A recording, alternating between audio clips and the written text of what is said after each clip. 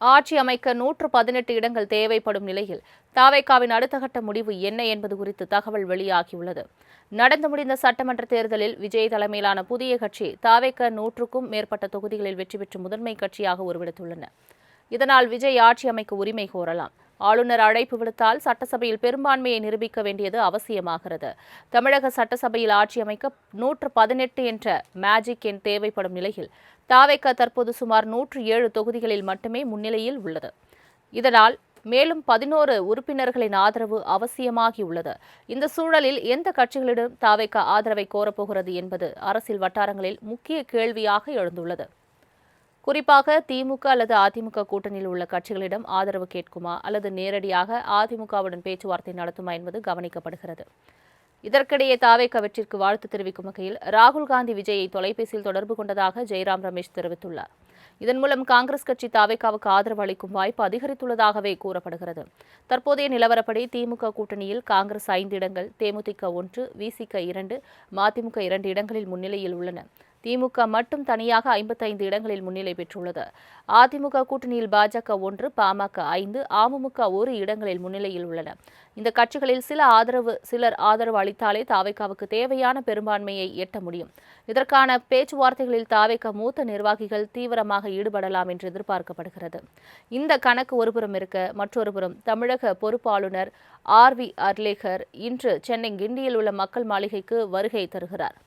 தமிழகத்தில் ஆட்சி அமைக்க தவேகாவுக்கு 2 வாய்ப்புகளை அவர் வழங்குவார். ஒன்று, தவேக தலைவர் விஜயை அழைத்து சட்டசபையில் பெரும்பான்மையை நிரூபிக்க கூறுவார்.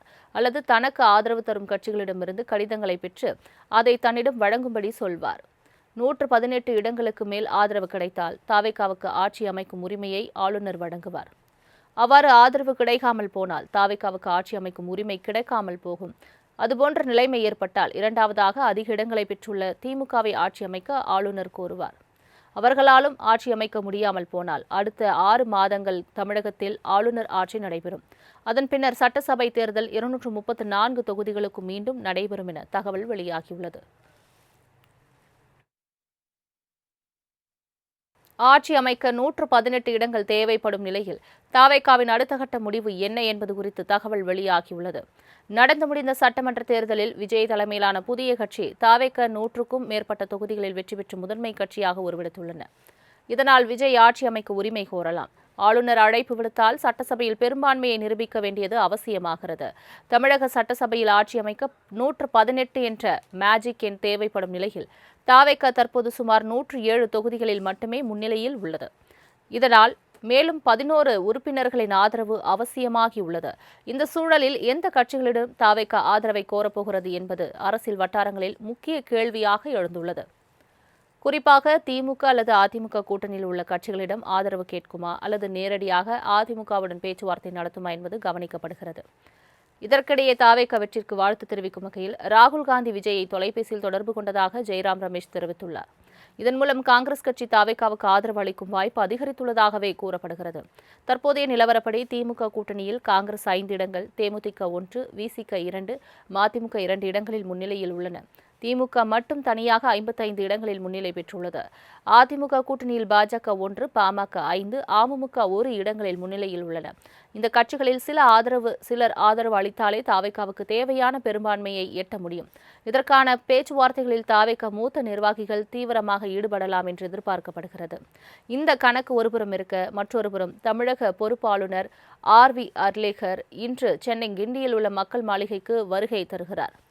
தமிழகத்தில் ஆட்சி அமைக்க தவேகாவுக்கு 2 வாய்ப்புகளை அவர் வழங்குவார். ஒன்று, தவேக தலைவர் விஜயை அழைத்து சட்டசபையில் பெரும்பான்மையை நிரூபிக்க கூறுவார்.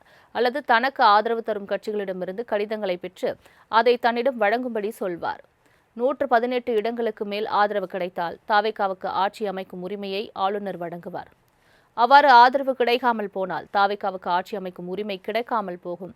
அதுபோன்ற நிலைமை ஏற்பட்டால் இரண்டாவதாக அதிக இடங்களை பெற்றுள்ள திமுகவை ஆட்சி அமைக்க ஆளுநர் கோருவார்.